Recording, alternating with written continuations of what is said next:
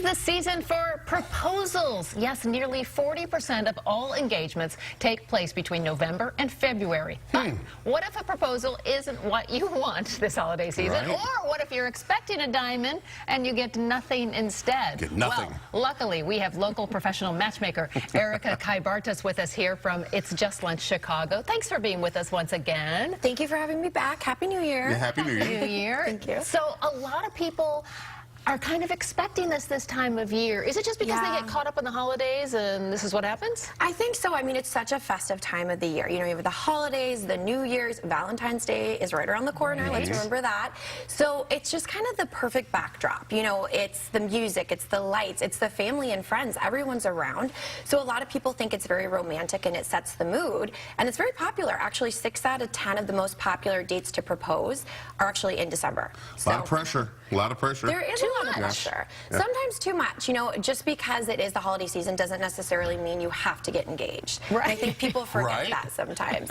So I think it's important to kind of know what your partner's thinking. So should you be Exactly. having conversation about this? You should definitely have a conversation I mean, about it's this. the biggest decision you're going to make, who you marry, right? Exactly. And you think that before someone proposes, you would have this conversation. But in any relationship, you need to have clear communication. And that's one of the ways that you can really set this up for the holiday season to not be disappointed. Talk to your partner.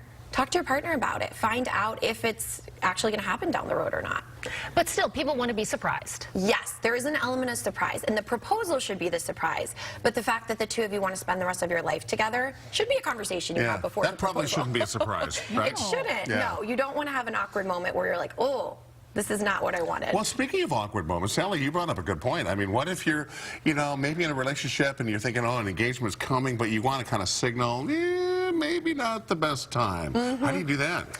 You have to talk to your partner. I think, you know, setting that expectation before the holiday season, you know, like family and friends, they might be pressuring you to get married. Just letting them know, you know, I'd hate to get married around the holidays. Actually, one of my clients in November, she said her biggest fear was that her boyfriend was going to propose to her at the Christkindl market. She goes, I don't want to be around all these people.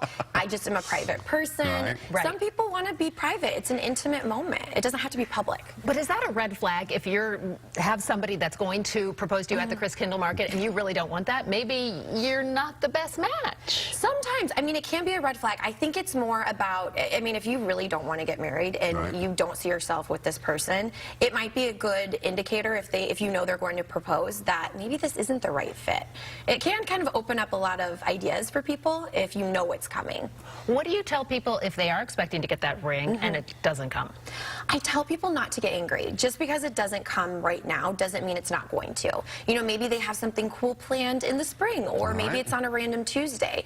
So again, have those clear expectations. I think the biggest thing is not to get angry about it, and talk to your partner. And we're looking at some tips right now. Communication is obviously the key, and you don't have to do it when everyone expects you to do it. No, you really don't. And it's more, you don't have to have a calendar dictate that either. So definitely make sure that you two are on the same page and talk about it. You know, is this the right time? Do we want to do this around our friends? Again, make it a surprise, but talk about it.